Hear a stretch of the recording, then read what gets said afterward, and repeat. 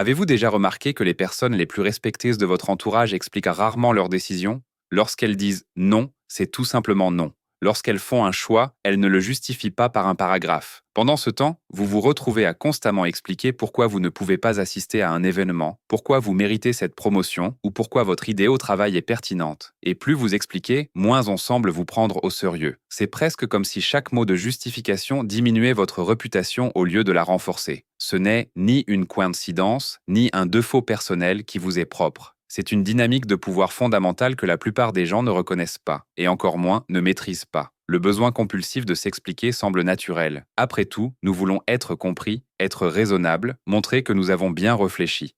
Pourtant, ce réflexe très humain mine souvent notre autorité d'une manière que nous ne percevons pas consciemment. Pensez à la dernière fois où vous avez pris une décision et ressenti immédiatement le besoin de la justifier. Vous avez peut-être décliné une invitation et avancé 3 raisons différentes pour lesquelles vous ne pouviez pas y assister. Peut-être avez-vous exprimé votre opinion lors d'une réunion, puis continuez à discuter, à ajouter des preuves et des raisonnements jusqu'à ce que vous voyiez les regards s'embrouiller. Ou bien avez-vous fixé une limite à quelqu'un, puis passe 10 minutes à expliquer pourquoi cette limite était juste et raisonnable. Dans chaque cas, ce qui ressemblait à de la clarté et de l'ouverture affaiblissait en réalité votre position. La vérité est que le pouvoir et l'explication existent dans une relation inverse, un principe que Nicolas Machiavel avait compris il y a presque 5 siècles, en étudiant ceux qui parvenaient à conserver leur autorité et ceux qui la perdaient. Machiavel a observé quelque chose de profond dans la psychologie humaine, qui demeure inchangé malgré nos prétentions modernes à la rationalité. Il a constaté que ceux qui expliquent en leurs actions de manière trop détaillée paraissent incertains, tandis que ceux qui exposent leur position sans justification élaborée projettent la confiance et imposent le respect. Il ne s'agit pas d'être énigmatique ou mystérieux pour le plaisir. Il s'agit de comprendre que l'autorité se perçoit par le comportement et non pas simplement par les mots. Lorsque vous vous expliquez régulièrement, vous signalez inconsciemment que vos décisions nécessitent une validation externe, que votre autorité est contingente plutôt qu'inhérente. Vous vous positionnez comme quelqu'un qui a besoin d'approbation plutôt que comme quelqu'un dont le jugement repose sur ses propres mérites. Ce schéma est insidieux précisément parce qu'il donne l'impression que c'est l'inverse. Vous croyez renforcer votre position par des arguments logiques, mais en réalité, vous la fragilisez en insinuant que votre déclaration initiale était insuffisante. Cette dynamique se manifeste partout, des relations personnelles aux environnements professionnels, déterminant discrètement qui impose le respect et qui doit continuellement s'efforcer de le mériter. Voyez comme nous réagissons différemment à quelqu'un qui dit « je ne peux pas assister au dîner » et à quelqu'un qui dit « je ne peux pas assister au dîner parce que j'ai un autre engagement. En plus, je suis très fatigué de la semaine et je dois aussi me préparer pour demain. » La déclaration de la première personne est un simple fait que nous remettons rarement en question. La réponse de la seconde, bien que plus détaillée et apparemment plus attentionnée, invite en réalité au débat, à la négociation et parfois même à l'incrédulité. Chaque raison invoquée devient un point de discorde potentiel plutôt qu'une clarification. Eh bien, votre autre engagement pourrait être reporté, pourrait penser quelqu'un. Et tout le monde est fatigue, mais ils viennent quand même. Ce qui a commencé comme un simple refus s'est transformé en une négociation où vos raisons sont évaluées et potentiellement jugées insuffisantes. L'ironie est douloureuse. En essayant de paraître raisonnable, vous avez ouvert la porte à la remise en question de votre raisonnement. Je voudrais m'arrêter un instant et vous poser une question directe. À quelle fréquence vous arrive-t-il d'expliquer vos décisions à des personnes qui ne vous ont même pas demandé d'explication? Réfléchissez-y. À quand remonte la dernière fois où vous avez ajouté «parce que» à une affirmation qui aurait pu se suffire à elle-même? Si vous êtes comme la plupart des personnes qui regardent cette vidéo, vous savez probablement que cela se produit plusieurs fois par jour. Cette habitude n'est pas fortuite, elle provient d'un sentiment d'insécurité sociale dont la plupart d'entre nous ne sont même pas conscients.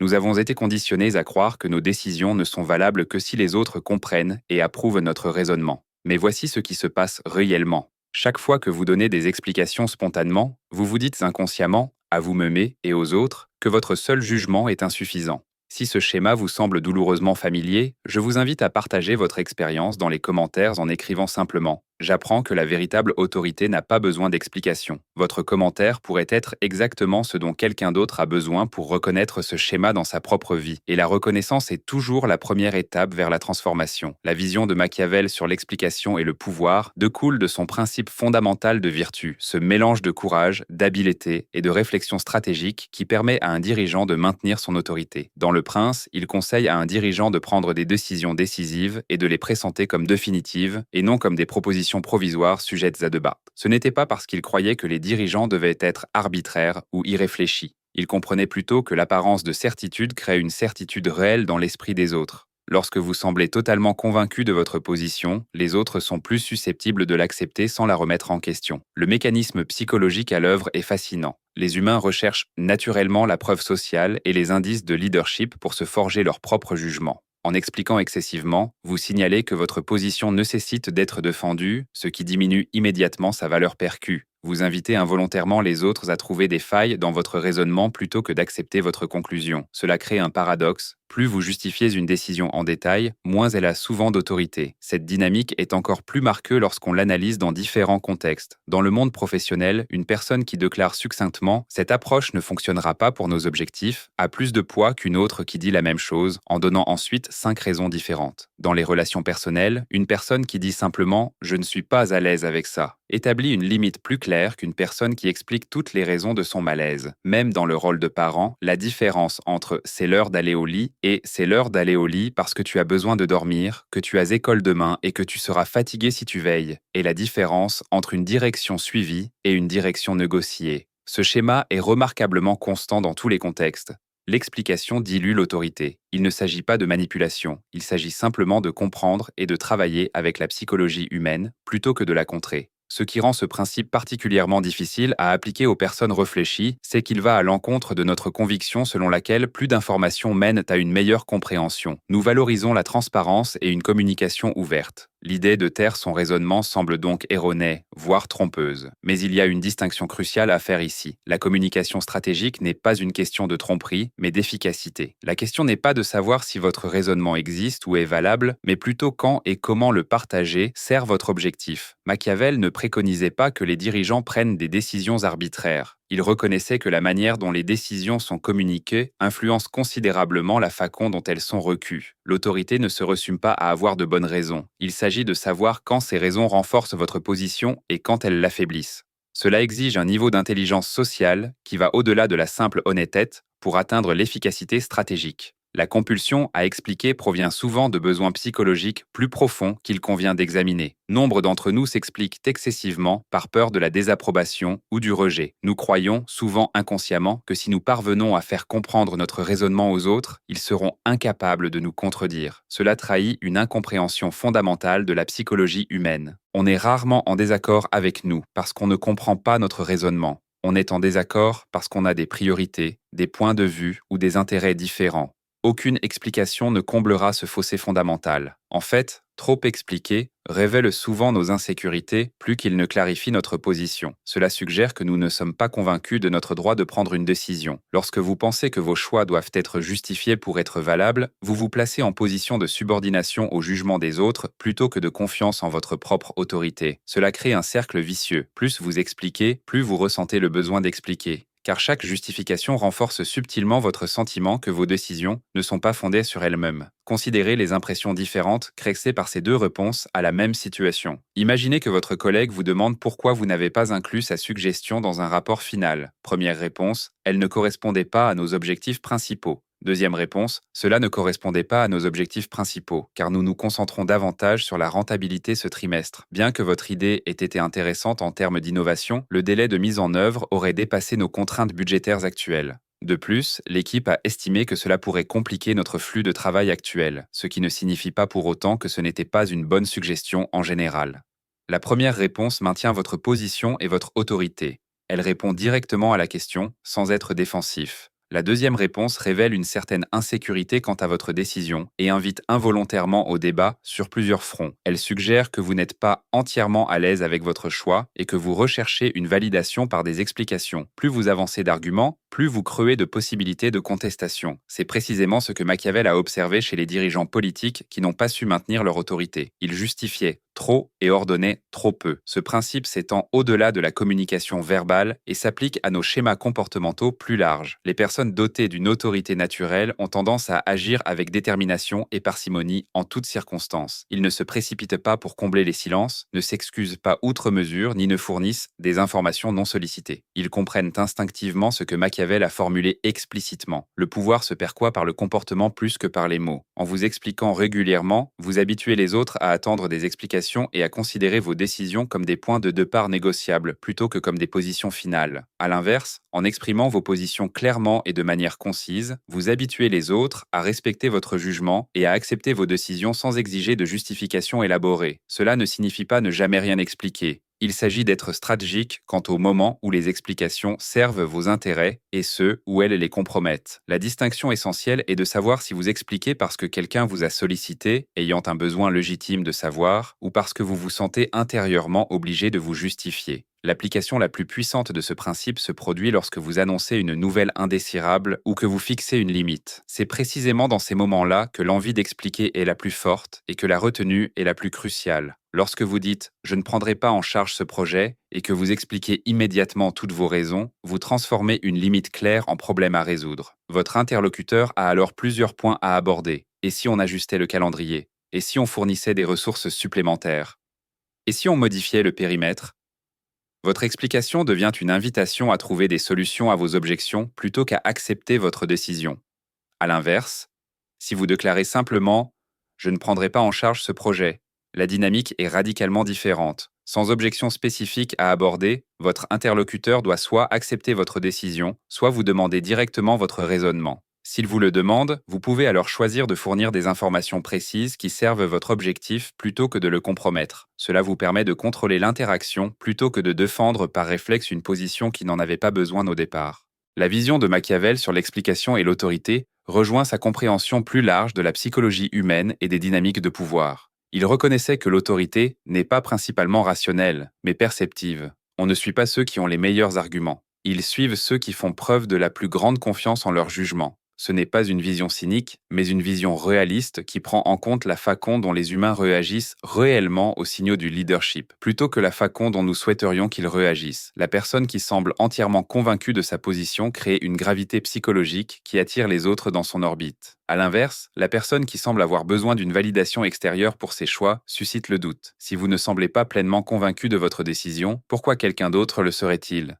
Cette dynamique opère en coulisses, influençant la façon dont les autres vous perçoivent et réagissent, quelle que soit la logique de vos propos. Ce n'est pas que le raisonnement et l'explication n'ont pas leur place, c'est qu'ils ne servent pas à établir l'autorité, mais à éduquer ceux qui la reconnaissent déjà. Examinons comment ce principe se manifeste dans les contextes professionnels, où ses effets sont souvent les plus visibles. Avez-vous déjà remarqué que la personne la plus haut placée lors d'une réunion est généralement celle qui parle le moins et qui explique le moins? Ils peuvent poser des questions, faire des observations ou tirer des conclusions, mais justifient rarement leur raisonnement, sauf si on le leur demande expressement. Ce n'est pas une coïncidence. Ceux qui accèdent à des postes d'autorité comprennent généralement instinctivement qu'une explication verbeuse diminue l'impact. Ils reconnaissent que nous privilégions l'option B à plus de poids que je pense que nous devrions opter pour l'option B parce que l'ajout de je pense et de parce que affaiblit immédiatement l'affirmation, la transformant d'une décision en une suggestion sujette à débat. Ce schéma est si constant qu'il est souvent possible d'évaluer avec précision l'autorité réelle d'une personne, par opposition à son titre, officiel, simplement en observant la façon dont elle explique ses positions. Ceux qui ont une réelle influence affirment, ceux qui cherchent encore à influencer justifient. Comprendre cette dynamique ne signifie pas qu'il ne faut jamais expliquer sa pensée, surtout si vous enseignez ou encadrez, mais cela implique d'être conscient des moments où l'explication sert votre objectif et de ceux où elle le compromet. Le mécanisme psychologique sous-jacent à ce principe est lié à ce que les économistes comportementaux appellent la théorie du signal. Chaque communication envoie non seulement un contenu explicite, mais aussi des signaux implicites sur votre statut, votre confiance en vous et votre autorité. Lorsque vous avez l'habitude de vous expliquer sans qu'on vous le demande, vous indiquez que vous considérez l'approbation des autres comme nécessaire à la validité de vos décisions. Cela crée un différentiel de statut subtil mais puissant. Vous vous positionnez comme responsable devant les autres plutôt que comme autonome dans votre jugement. L'aspect fascinant de cette dynamique est qu'elle opère indépendamment de votre autorité formelle. Un PDG qui explique constamment ses décisions sera perçu comme moins autoritaire qu'un employé subalterne qui expose ses positions clairement et sans justification. En effet, l'autorité se transmet principalement par le comportement plutôt que par le titre. On peut exercer un pouvoir positionnel sans autorité personnelle et vice-versa. Comprendre cette distinction permet de développer une véritable influence, quelle que soit sa position formelle, en adoptant les modes de communication de ceux qui détiennent une autorité naturelle. Machiavel reconnaîtrait un corollaire moderne à ces idées dans ce que les psychologues appellent aujourd'hui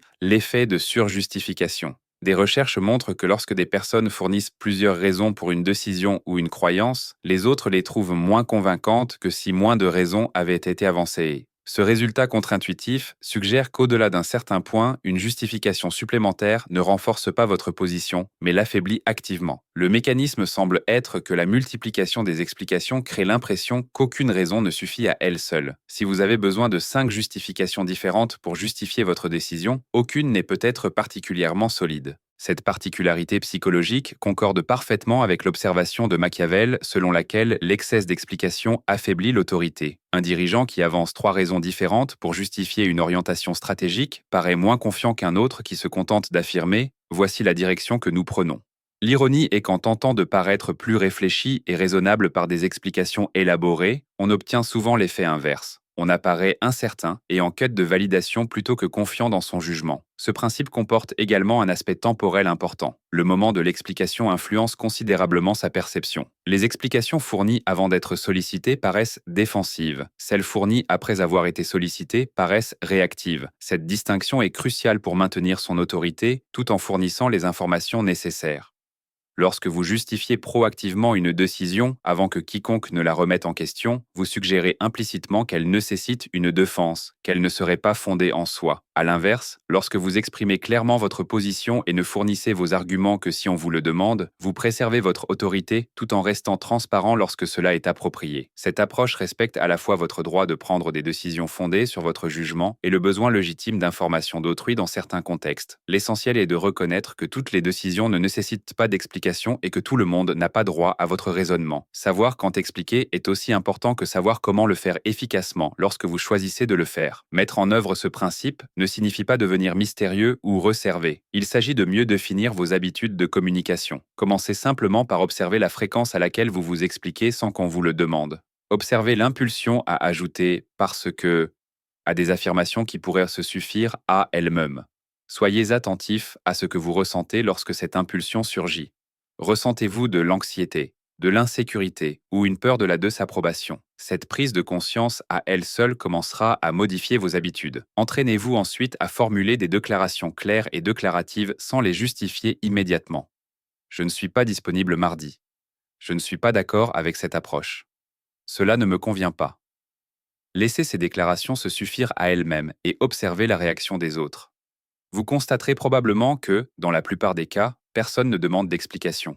Si quelqu'un vous le demande, vous pouvez alors choisir d'expliquer votre raisonnement en position d'autorité plutôt qu'en insécurité. Cela crée une dynamique fondamentalement différente. Votre explication est un choix plutôt qu'une contrainte, et votre autorité reste intacte, que les autres soient d'accord ou non avec votre raisonnement. La maîtrise de ce principe est particulièrement précieuse dans les négociations et les situations de conflit. En expliquant de manière préventive, vous donnez à l'autre partie des informations qu'elle peut utiliser pour contrer votre position. Vous dévoilez vos priorités, vos préoccupations et votre flexibilité potentielle avant même qu'elle n'ait pressente ses arguments. Cela vous place dans une position stratégique désavantageuse. Considérez la différence entre une négociation salariale et une affirmation. Je recherche 85 000 $, plutôt que je recherche 85 000 $ car mon poste actuel est rémunéré 70 000 $, mais offre de meilleurs avantages sociaux. Et j'ai fait des recherches pour savoir que le salaire du marché pour ce poste se situe entre 80 000 $ et 90 000 $. La première affirmation maintient votre position sans révéler votre processus de réflexion, ni votre flexibilité potentielle. La seconde offre à l'autre partie plusieurs angles d'approche. Elle peut se concentrer sur ses avantages sociaux, remettre en question votre étude de marche, ou se baser sur votre salaire actuel plutôt que sur le montant demandé. En expliquant de manière préventive, vous affaiblissez votre position avant même le début de la négociation. Machiavel y verrait un échec de la réflexion stratégique. Révéler son raisonnement sert les intérêts de l'autre partie plutôt que les vôtres. Il existe une distinction importante entre explication et clarification qu'il est important de comprendre. La clarification fournit les informations nécessaires à la compréhension de votre message. L'explication justifie la validité de votre position. La date limite est vendredi à 17 h est une clarification.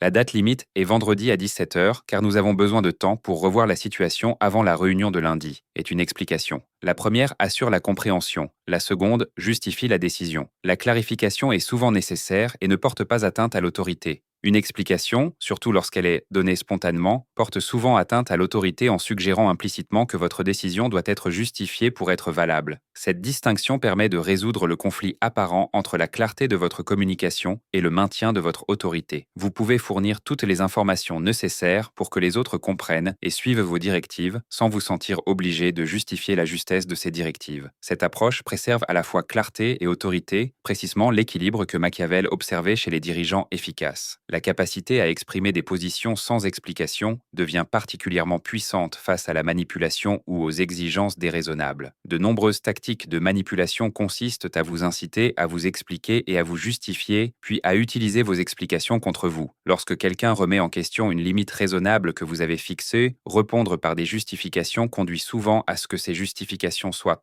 contestées ou rejetées.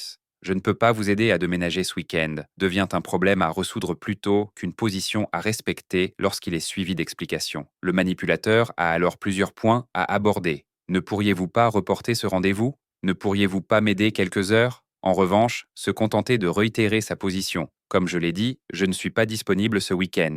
N'offre aucun argument de négociation. Cette approche ferme mais simple est remarquablement efficace contre la manipulation, précisément parce qu'elle refuse de s'engager selon les conditions du manipulateur. Elle maintient vos limites sans créer de failles. C'est la sagesse machiavélique appliquée aux limites personnelles. Comprendre que la surexplication invite à la contestation, tandis que des déclarations claires et concises imposent le respect. Alors que nous approchons de la conclusion de cette exploration, il convient d'aborder une question courante. Cette approche ne vous donne-t-elle pas l'air froid ou dédaigneux? La réponse réside dans la compréhension de la différence entre brièveté et impolitesse, entre autorité et arrogance. Vous pouvez être chaleureux, respectueux et bienveillant tout en restant concis et confiant dans vos communications. Dire « je ne pourrai pas être présent » avec un sourire chaleureux et un ton sincère est à la fois autoritaire et prévenant. La question n'est pas de savoir si vous êtes aimable, mais si vous ne portez pas atteinte à votre propre position par une surexplication habituelle. En fait, une communication claire sans justification excessive est souvent plus respectueuse du temps et de l'intelligence des autres que de longues explications qui supposent qu'ils ne peuvent pas prendre une décision simple. La véritable considération ne consiste pas à s'expliquer excessivement, mais à être honnête, direct et respectueux dans ses interactions. Machiavel ne prônait ni la cruauté ni le dédain. Il reconnaissait qu'un leadership efficace exige une communication claire et assurée qui ne se porte pas atteinte par une justification excessive. Le principe de ne pas s'expliquer inutilement rejoint une conception machiavélique plus large du pouvoir personnel. L'autorité se démontre et non se revendique. On ne devient pas autoritaire en disant aux gens qu'on l'est ou en justifiant pourquoi ces décisions doivent être respectées. On acquiert de l'autorité en adoptant un comportement qui inspire naturellement le respect, en prenant des décisions claires, en les communiquant efficacement et en les défendant sans justification excessive. Ce comportement crée une impression de certitude intérieure à laquelle les autres réagissent instinctivement. La personne qui déclare « voilà ce que nous faisons » projette plus d'autorité que celle qui dit « je pense que nous devrions faire cela parce que », même si les deux ont exactement le même pouvoir formel. La différence ne réside pas dans leur position, mais dans la manière dont ils l'occupent, avec assurance et sans besoin de validation extérieure, ou avec hésitation et en quête d'approbation. Cette distinction est au cœur de la conception machiavélique du leadership efficace et du pouvoir personnel. Il ne s'agit pas d'être insensible ou manipulateur, mais de comprendre comment l'autorité opère réellement dans les interactions humaines, plutôt que comment nous souhaiterions qu'elle opère. En fin de compte, maîtriser ce principe ne signifie pas devenir moins transparent ou plus mystérieux. Il s'agit de communiquer de manière plus intentionnelle et stratégique. Il s'agit de reconnaître quand l'explication sert vos objectifs et quand elle les compromet. Il s'agit de comprendre que la véritable autorité ne vient pas de la justification de ses décisions, mais de la prise de bonnes décisions et de leur communication efficace. Cela ne signifie pas ne jamais s'expliquer, mais plutôt s'expliquer par choix plutôt que par contrainte, avec confiance plutôt qu'avec insécurité. En développant ce discernement, vous constaterez que les autres réagissent différemment à votre égard. Vos paroles auront plus de poids. Vos limites seront mieux respectées. Votre leadership sera plus efficace. Non pas parce que vous manipulez les autres, mais parce que vous alignez votre communication sur le fonctionnement réel de la psychologie humaine plutôt que sur la façon dont vous souhaiteriez qu'elle fonctionne. C'est l'essence même de la vision de Machiavel. Comprendre la nature humaine telle qu'elle est et non telle que nous l'idéalisons et travailler avec cette compréhension plutôt que contre elle. Si quelque chose dans cette vidéo vous a interpellé, si vous avez constaté que vous sapez souvent votre propre autorité par des explications excessives, je vous invite à nous rejoindre dans cette exploration de l'influence réelle et de la communication stratégique. En vous abonnant à Silent Authority, vous ne suivez pas seulement une chaîne, vous la suivez. Vous vous engagez à développer une véritable autorité, fruit de la compréhension de la psychologie humaine plutôt que de la combattre. Chaque semaine, nous examinons ces idées machiavéliques qui ont résisté à l'épreuve du temps précisément parce qu'elles correspondent à la façon dont les humains réagissent au leadership et à l'influence. Il ne s'agit pas de manipulation ou de contrôle, mais d'efficacité et d'impact. Il s'agit de veiller à ce que vos compétences et votre jugement soient reconnus à leur juste valeur plutôt que d'être minés par des schémas de communication révélateurs d'insécurité. Rejoignez-nous dans ce voyage vers une autorité authentique qui ne nécessite aucune explication pour être respectée.